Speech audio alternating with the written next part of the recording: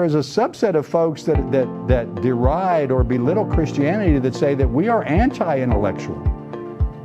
We might be as Christians, but if so, we're going to miss out on the flourishing life. The Christian life is one of a rich intellectual heritage and necessity. We have kind of forgotten what it means to read well, what it means to be critical thinkers, what it means to analyze propositions. And if I had my dark passenger, I mean my smartphone, with me right now, I would say that the majority of us, we get our ideas uncritically that continue to affect us as we scroll through our platforms.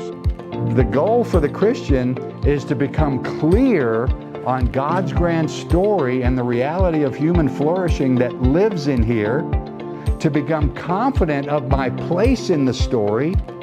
And only when I'm clear and confident can I then live courageously in this cultural moment and be able to engage people who are enslaved by these horrible ideas, having believed that this promotes flourishing, or these set of ideas promote flourishing, but they are degrading and they are evaporating the soul and spirit of the people that are around us. So we take captive in this battle, and we refuse in the battle to be taken captive. But you have to know what the difference is. My final word. Unless you are committed to spend more time in this than you are in your other platforms that show you and promote ideas that promise flourishing, unless you're more committed to this than any other intake, it ain't happening for you.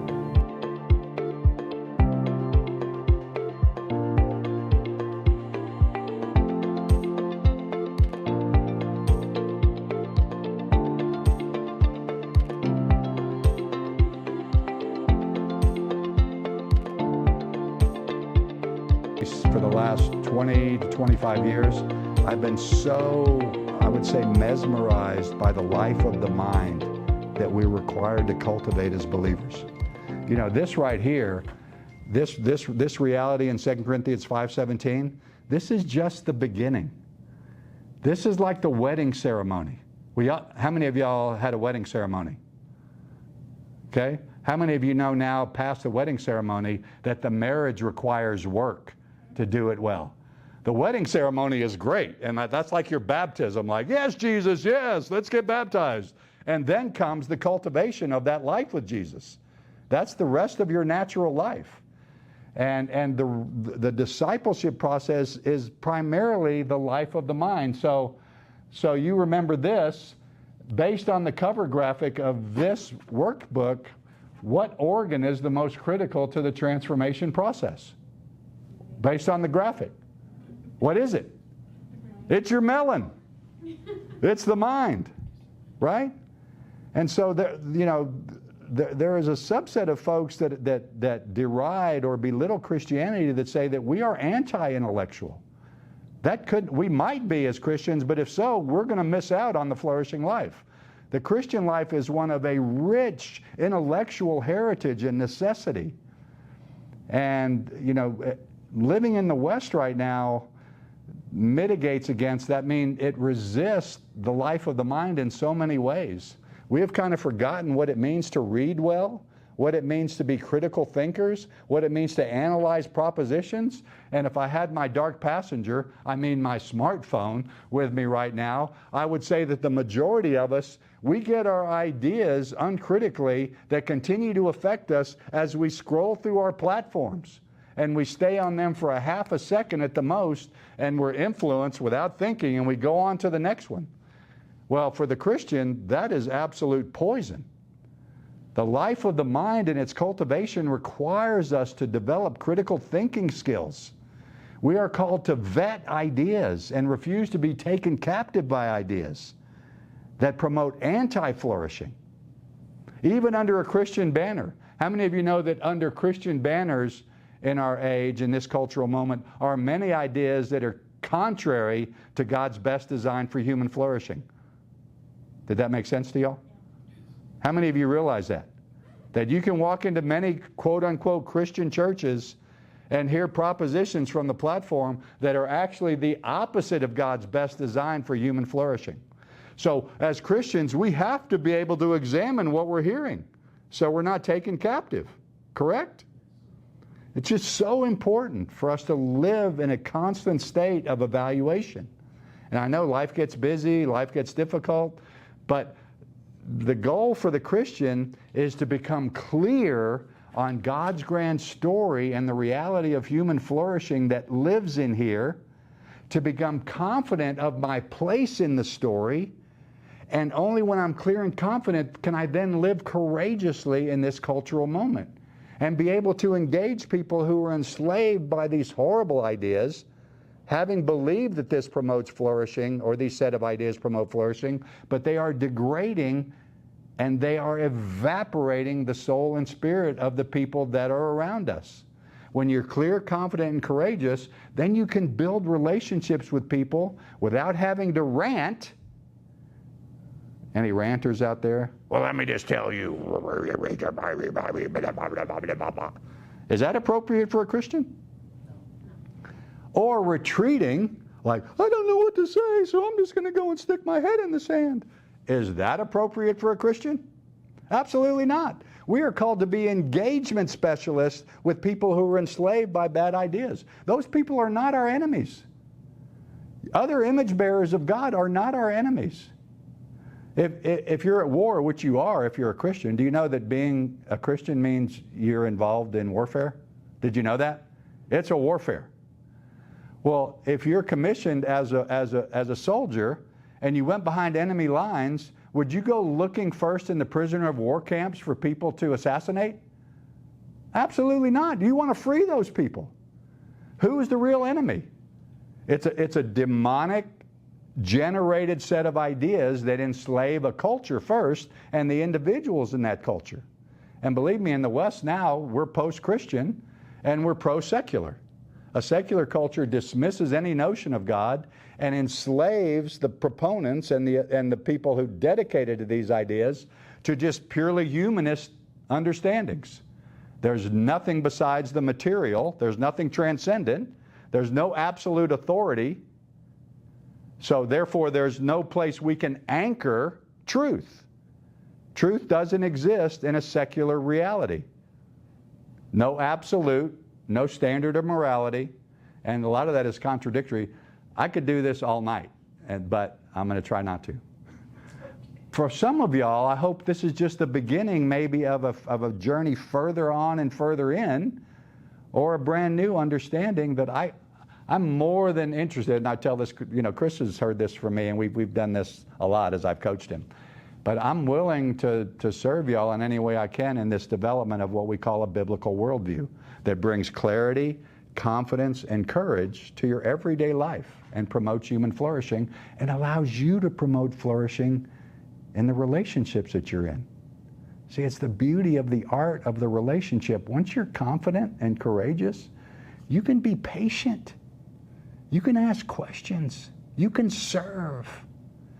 And it's just so satisfying to be used by God in a way that doesn't treat another person as a project. You understand that as Christians, sometimes we see people as projects. I'm going to get you saved. I'm on a timeline now, so you better get with the program. Do people know when they're being treated as projects? Is that something you think is positive for them? You think they want to hang out with you when they know that you're trying to drastically remake them without any really care for them? No. But that's really kind of a Western understanding, is we're going to evangelize you. Well, evangelism most often takes a lot of time. It takes relationship, right? It's the long game. So here we go. All right, so I'm really going to start the message now. All right, so in Romans 12, 1 and 2, I see a biblical basis for the importance of cultivating the Christian mind. And that's where it begins. That's sort of our foundation. And it's all through the text. It's actually all through the Hebrew text or the Old Testament as well. I mean, you see the sons of Issachar, the men of Issachar, who understood the times and knew what Israel should do. So they had understanding of what's necessary in their cultural moment. But in the New Testament especially, we have the Holy Spirit now. If you're a believer, you're indwelt by this power source that can assist and facilitate and accelerate the development and cultivation of your mind. And so Paul, after 11 chapters that we know of what we call the doctrinal understanding of the gospel, his magnum opus. Romans is Paul's magnum opus. That means it's his masterpiece, especially from 1 through 11, where he tells us that we're all under the same reality. And there's only one understanding of the remedy for that reality, and that is the gospel. By faith, not by works, not by acts of the law, do we have access to this one true remedy for our condition. And all through the text, beautiful letter. But then, after he's finished teaching us, he starts exhorting us. And he looks back to his teaching to use as his exhortation. And Paul does that a lot. Almost every one of his letters, the first half of the letter is doctrinal. The second half of the letter is about duty. Therefore, based on these doctrinal truths, these foundations, this is how you should live. And in chapter 12, this is how he begins. He says, therefore, after everything I've told you about God's mercy in the preceding teaching, I urge you to offer your bodies as a living sacrifice, holy and pleasing to God. This is your true and proper liturgy, or your worship, your spiritual act of service. So it's not a worship service, it's not a Sunday service, it's a living sacrifice reality where I offer myself to God 24/7. That looks like this in the life of the mind.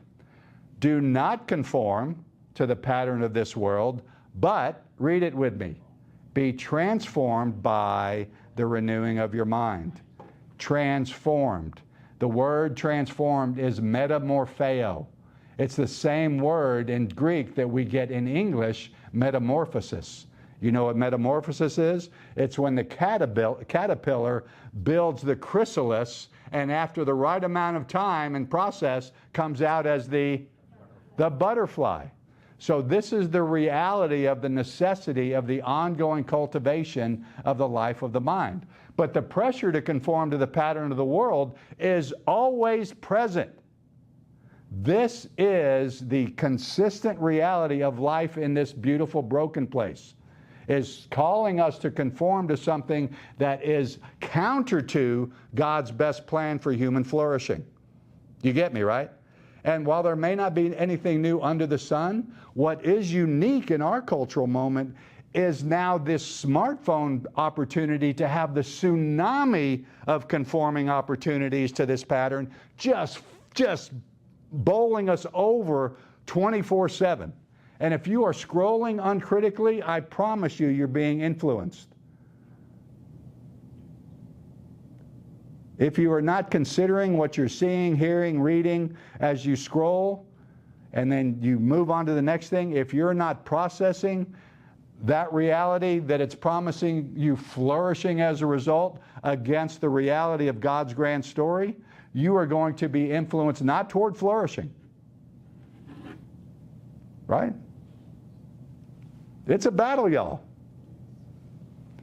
Then, this commitment to transformation, you will be able to test and approve. Now, those are very important little realities. You will gain an ability. The Greek language is this growth in facility. You will be able to test and approve what God's will is. How many of you want to know what God's will is for your life? Right? His good, pleasing, and perfect will. So, in summary, this is the responsibility of the believer. And it's gained by committing yourself to being transformed, to cultivating the life of the mind with Christian virtues, values, and realities. So, Christian responsibility. As a new creation, I'm responsible to train my mind toward knowing God and living out my role in His story. When I said yes to Jesus, I didn't ask Him to come be my wingman and my co-pilot. I accepted His invitation into His life. He says always through the Gospels, come join me in my life. This whole thing that I asked you, I'm sorry, I'm not trying to be offensive necessarily, unless it's for good. But this whole thing that I asked Jesus into my heart, and I'm just going to keep Him right here, and he's going to be accessible when I need him. That's just not biblical. Jesus invited me into his life and his story. And I'm now a really small bit player in a grand narrative. And that's beautiful. Because when I try to create a story for myself, my grand story, it's always going to be itty bitty, teeny, and insignificant. You like my voices? My voices are always there. Does this make sense to y'all so far? As a new creation, I'm responsible to train my mind toward knowing God and living out my role in his story. This is the essence of discipleship and requires the balance of my natural life until Jesus calls me home. Until Jesus calls me home. Let me ask you a question before we move on. How much of your time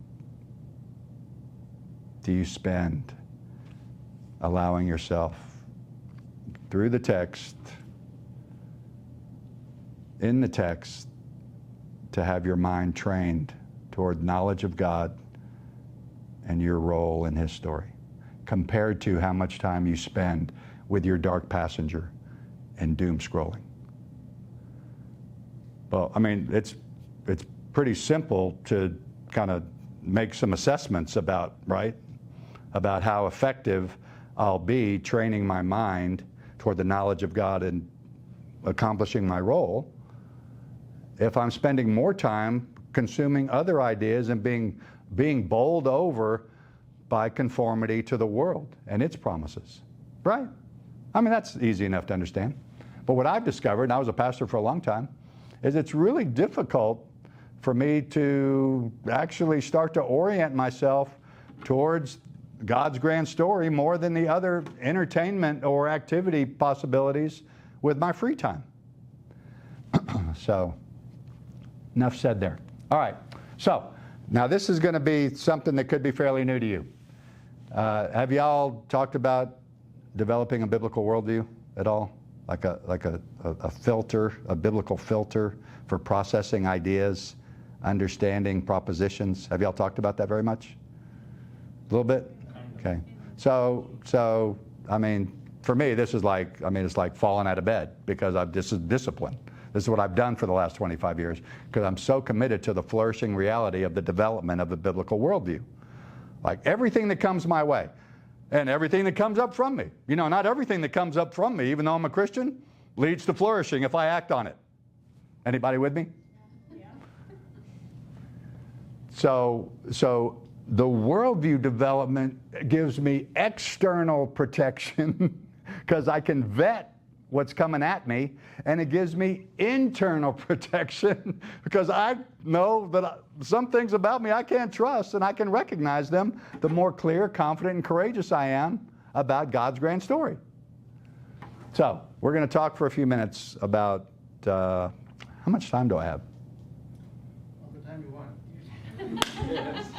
Chris, did you hear that? He said it. Chandra said it. So I'm going to try to be respectful of your time. And this is really just the beginning. This is like a primer. You know what a primer is? A primer is like, oh, these are the first steps in this journey. So let's define worldview. Don't get overwhelmed. I'm going to break it down. This is something that needs to be digested over time.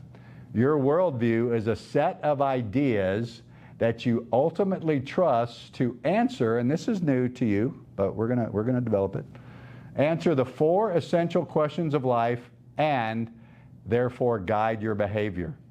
Your set of ideas may be expressed as story, truth claims, or both. They may be true, partially true, or entirely false. You may hold them consciously or subconsciously, consistently or inconsistently. Now, here's a spoiler alert.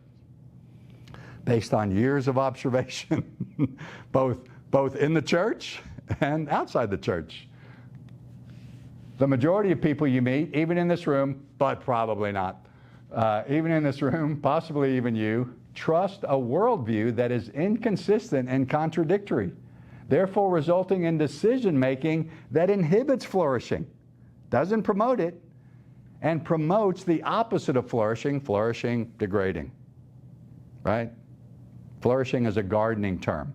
When I have the right soil and the right seed and the right conditions climatologically, I get flourishing. When I don't, when I try to build into soil that's not appropriate, seed that won't work there, with conditions that are absolutely hostile, I'm going to get degrading. My garden is going to look, Well, the same is true with my own satisfaction in life. Okay. This is now, I'm just giving you, y'all are smart people. You're intelligent. I'm just giving you a bunch of propositions. It's your responsibility to consider the proposition and vet them and say, he's full of it, or well, I need to think more about that. Please think more about it. Training your mind toward a consistent, coherent worldview, the 4 essential questions that you're asking about life every day, throughout the day. And in the quietness of your own heart, when you put your head on the pillow at night and the noise recedes and things slow down and you really start to consider whether what you've trusted to give you flourishing reality is really working.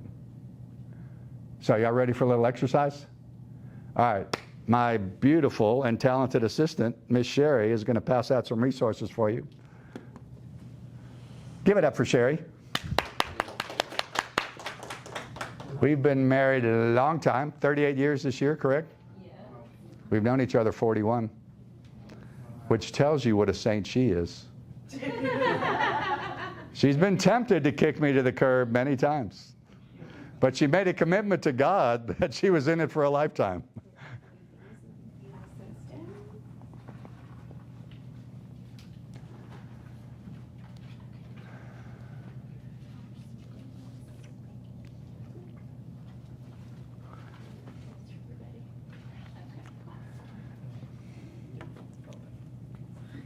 So let me preface this by saying what I'm introducing to you is not something that was conjured, meaning brought out of thin air by the mind of a human. These questions are actually rooted in the biblical text as well. But they are appropriate to everybody because we're all made in the image of God, and philosophically, we're asking these 4 questions. Now, categories can maybe be slightly labeled differently, but I've done a lot of work to try to narrow these down. I've done a lot of work to make these as concise as possible. So this isn't just for Christians. This is every human being. You know, we're all philosophers. We want to know what truth is. We want to know how life works. And we're also all theologians. We all think about God, don't we? Atheists think about God maybe more than people who have faith in God. And they're ready to argue against his reality. Some of that is a defense mechanism that the image of God does not want to recognize that the person has been made in the image of God. They don't want to be wrong. We're all philosophers and we're all theologians. It's not just limited to the domain of the college prof or a college student or a seminary student. We all have these kinds of questions. So, this is what I want you to do. I'm gonna propose the question. I'm gonna show it, and then you're gonna write down with as many words as you want the answer that you would think is appropriate to the question. Okay? If you need another card, let us know. All right, ready? So, again, God's grand story answers these questions consistently, coherently, from one to the other. All 4 of these questions, offered and answered in God's grand story, make a cohesive whole and define all reality. This isn't a religious text primarily. This is not a book of rules and propositions and precepts primarily. This is the integrated whole that defines all of reality, and as such provides us with the best understanding of human flourishing. All right, ready? Question 1. What does it mean to be human? Now, this is the only one that's got sub-questions, and here's why. This is the most important of the 4 questions. And this is the question that's most at stake in our cultural moment, when everybody has an idea in what it means to be human. And I could spend another 30 minutes talking about our cultural moment and the worldview air that you're breathing right now. So, what does it mean to be human? Sub-questions. My origin. My origin. Okay? Do I have design? If the answer is yes, what purposes align with my design? What are my responsibilities? Do I have authority? If the answer is yes, is my authority ultimate? Meaning, am I the arbiter? Am I my own boss? Okay? So we're all asking these questions. What does it mean to be human? Where did I come from? Origin. Does that where did I come from include design? If yes, what purposes come along with that design? You know, if something's designed, it's because it has a purpose. So this right here is a design. What's its purpose? To advance the slide. Does that make sense? What are my responsibilities? And do I have authority? If yes, am I the ultimate authority? Do you need a card over there, my brother? Did you get one? Sweet. I'm not going to give you a whole long time because I know some of this is introductory and you're like, I don't know what to do with this. My brain is melting. The life of the mind. My mind is running out my ears. And that's perfectly okay right now. This is our introduction.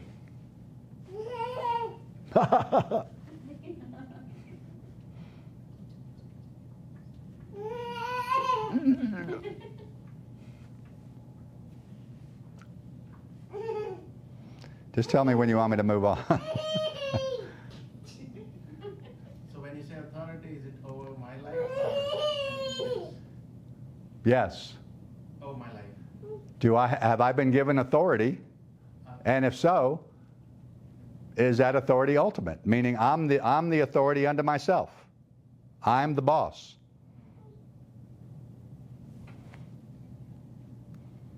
See, this is rooted in Genesis 1 and 2, leading us into the next question.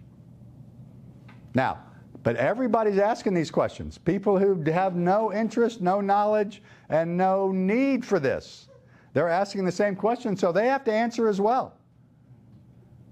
And just as an aside, the worldview air you're breathing right now in regard to origin is materialism, evolution, right? A pitiless, purposeless, random set of processes somehow came together to bring this.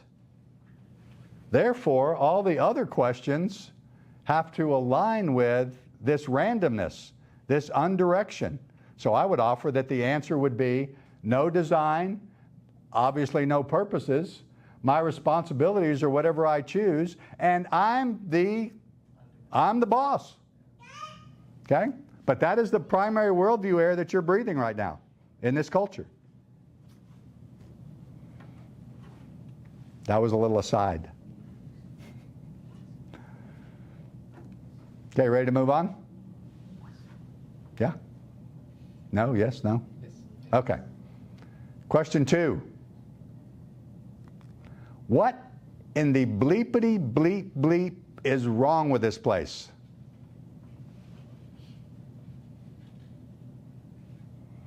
You ever wonder that? Every day. Several times, probably. Yeah. You ever look in the mirror and find the answer? There's a hint for us from a biblical perspective, wouldn't you say? Honestly, right? I'm not just saying it's you. I have a mirror as well. Survival. Survival. Say it again. Survival. Survival? What do you mean? Wrong with this place. Trying to survive. Trying to survive? Okay, so what mitigates against survival? That would be what's wrong. Survival is what you want to accomplish. What's mitigating or what's an obstacle to that?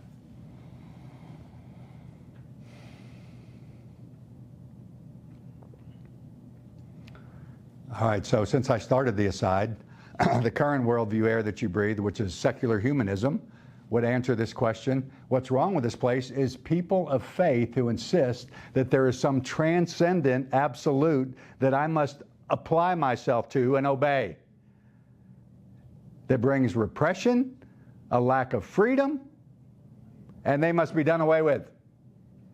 They must be stifled. How dare you apply something transcendent and universal to my authority? You see?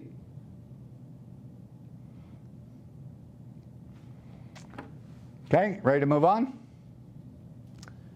If I have an answer to what in that is wrong, then I must provide, create, imagine, manufacture an answer to what can be done to fix what's wrong.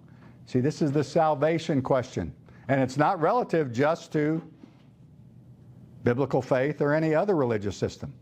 It is literally, how can I be delivered from this or these problems? So to continue my aside, a secular humanist cultural answer, we can be saved by having the government or the state squash, repel, and refuse all faith commitments to be allowed, especially in policy making.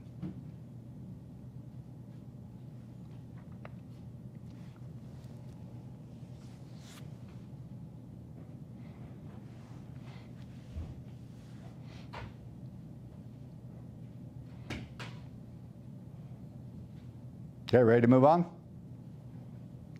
Finally, so let me just, well, I'll get to it. Finally, Q4, where is this story going, or where is my story going, and what's my role? Where is this story going? I mean, like, what happens here, and what's my part in it? Do I have a part?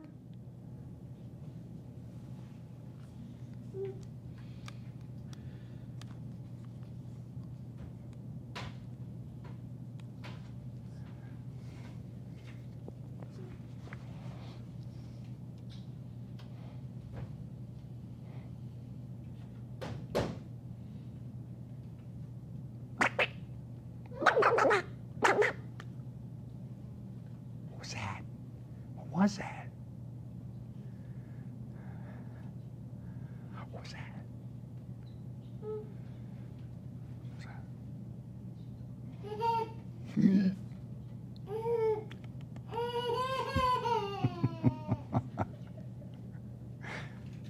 What a peach.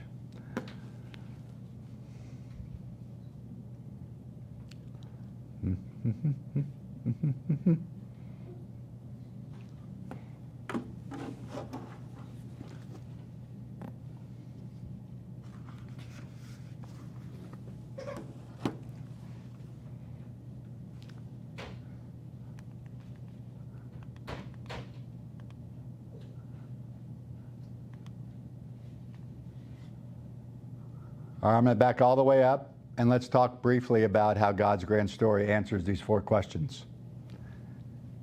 Okay? Just real briefly. What does it mean to be human? Rooted primarily in Genesis 1 and 2.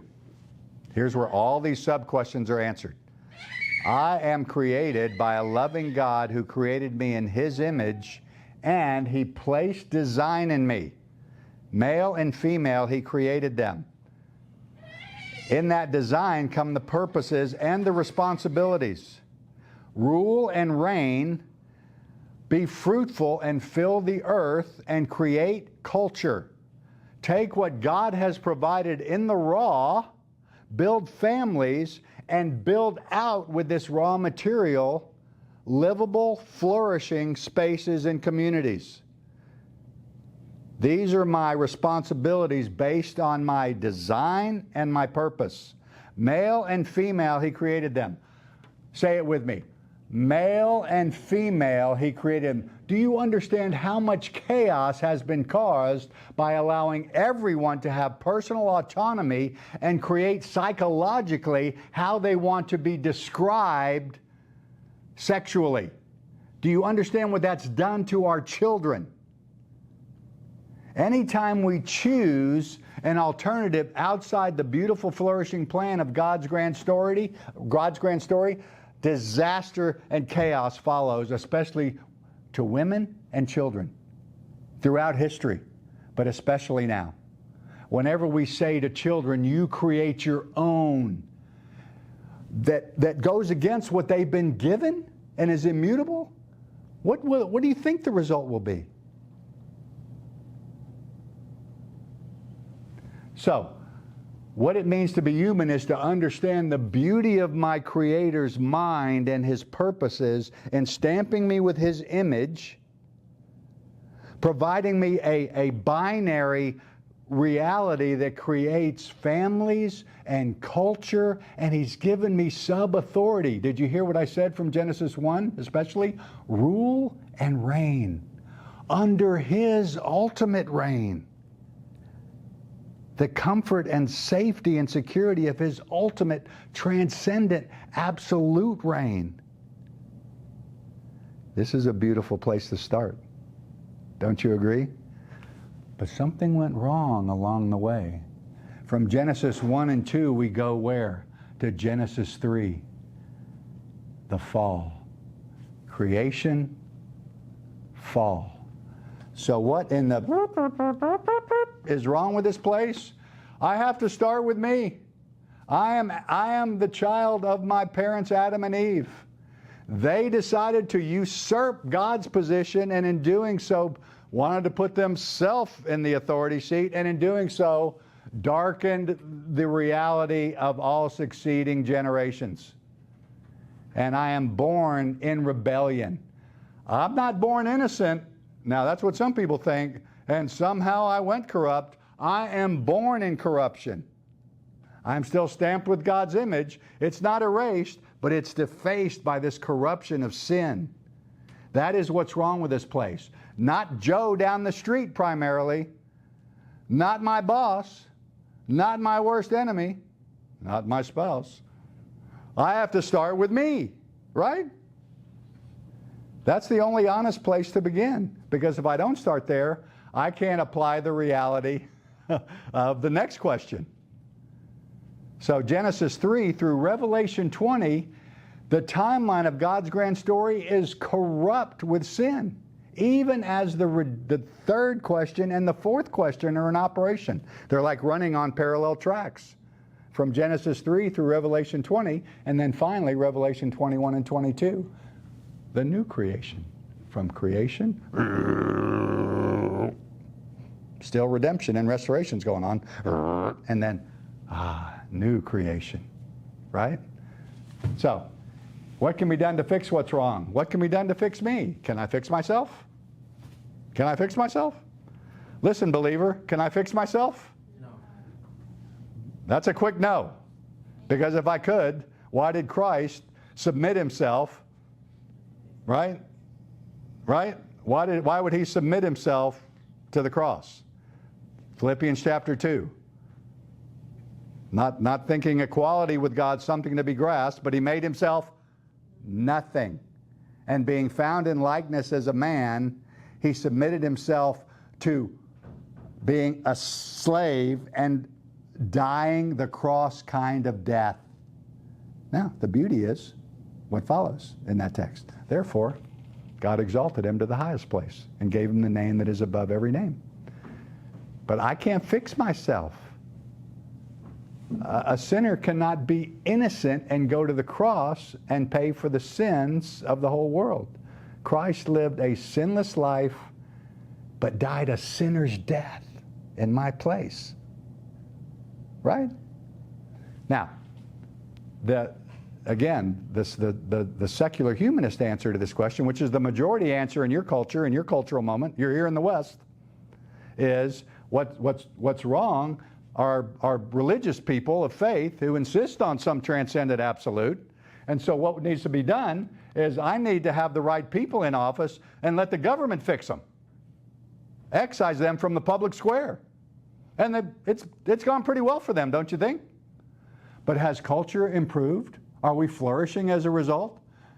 The answer is absolutely not. Okay, so finally, where is this story going and what's my role? The story is going, so creation, fall, redemption. This is Jesus, right? He is the answer. And then concurrently with redemption for a while is restoration before we get to the new creation. And I'm an agent of this restoration. This is my role. I'm an agent of restoring what I can in this beautiful broken place. Like, what is beautiful and life-giving that I can promote?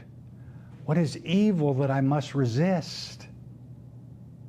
Who needs healing around me that I can assist? And what's missing in a life-giving culture that I can provide through innovation and initiative? I am an agent of restoration until we see Revelation 21 and 22, which is the ushering in. Then I saw a new heavens and a new earth coming down as a bride dressed for her bridegroom. The new Jerusalem, the heavenly city. This is the new creation.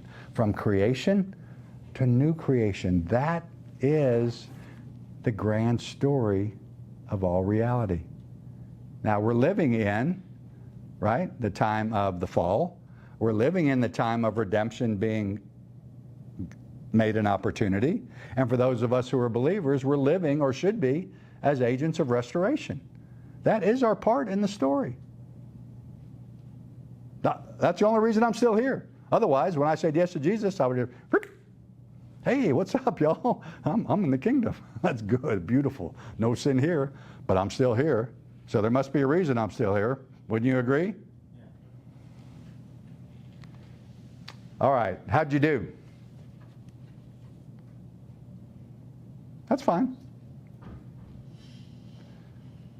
But what we walked through and how God's grand story answers, was that encouraging to you? Do you see the continuity and the integrity of the story from Genesis to Revelation? Creation, fall, redemption, restoration. It's like a beautiful story. Every beautiful story has a narrative arc. Creation, once upon a time. Beautiful lilting music, all major chords, and then a black-hatted villain appears, riding into town from the horizon. There are peals of thunder and flashes of lightning behind him. He's got a long white mustache, and he deceives and corrupts the beautiful paradise, and it falls tragically.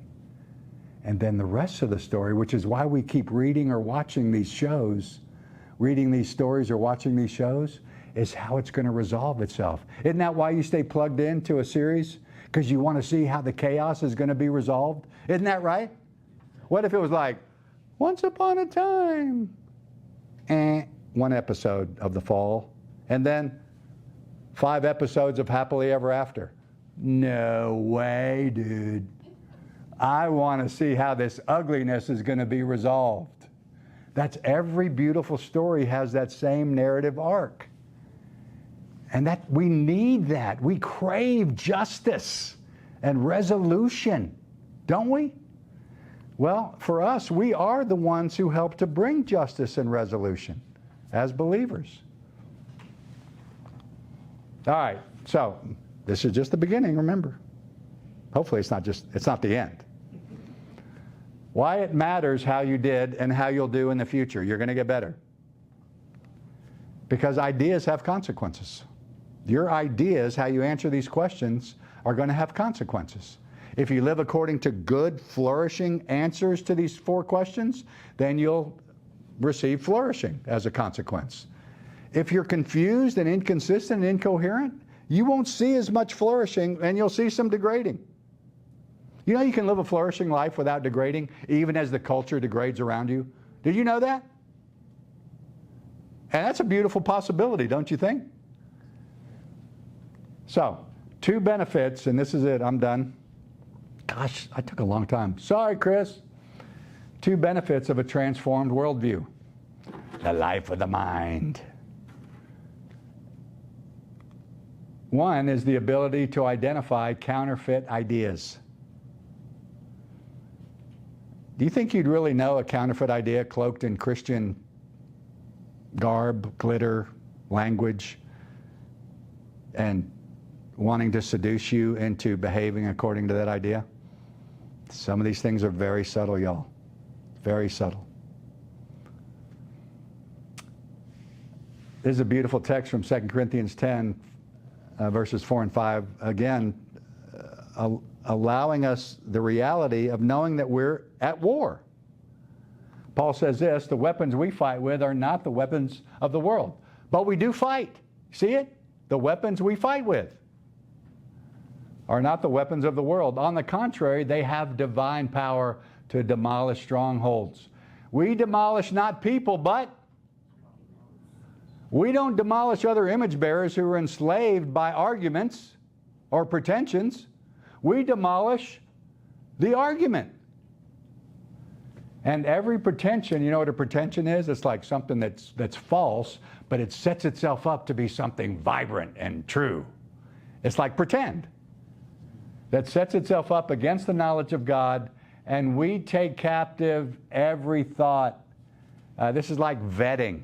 It's like I caught you at the border. It's like you can't come here without me first putting you in quarantine and making sure you can be allowed to pass. An idea that generates from the inside, an idea that comes to me from the outside. This word thought in the Greek is like, what is the distillation of the life of your mind? As your mind processes, what are the outcomes? Well, those are ideas. We take captive every thought to make it obedient to. Okay? So do we know enough about the story? Are we confident enough to be able to know what is relevant to Christ and what is extraneous to Christ as these ideas come into our radar screen? That is a lifelong skill that has to be developed, especially the more subtle and sneaky the counterfeits become. Because believe me, counterfeits don't come in and say, hey, y'all, I'm counterfeit. They come in and say, I'm just like this. This is just what you should know. It sounds like truth. It's got a little bit of truth in it, but it's surrounded by poison. And then secondly, the ability to refuse being enslaved by counterfeit ideas. So one is active. See to it. Sorry, I'm going backwards. What? There's an active one. We take captive, and then in Colossians 2:8, we refuse to be taken captive. Right? So we take captive in this battle, and we refuse in the battle to be taken captive. But you have to know what the difference is. See to it that no one takes you captive through hollow and deceptive philosophy. Would you even understand and recognize hollow and deceptive philosophy if it was cloaked in Christian language? Because this is what Paul is writing about to the church in Colossae. As a matter of fact, the majority of New Testament writing is to battle heresy in the church and false teaching. See to it that no one takes you captive through hollow and deceptive philosophy, which depends on human tradition and the elemental spiritual forces of this world. Here it is again, rather than on Christ. Are we familiar enough and confident enough to be able to take captive and vet well? Rejected, you ain't coming in here. And to refuse to be taken captive by ideas and arguments. Okay?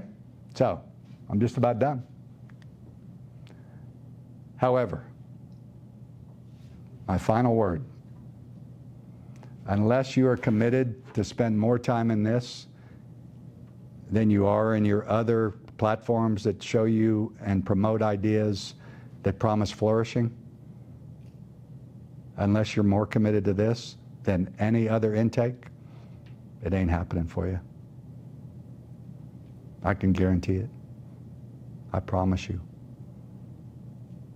Because you need consistent nourishment to keep up your spiritual resource and strength to battle. And unless you're spending more time feasting here than the other places of your engagement, it ain't happening. This is the sine qua non of your transformation, without which there is none. Do you believe that? It's just a proposition for me. But I can say from my own life, anecdotally, and really almost scientifically, having the privilege and the pain of shepherding people over 25 plus years, that this is the only variable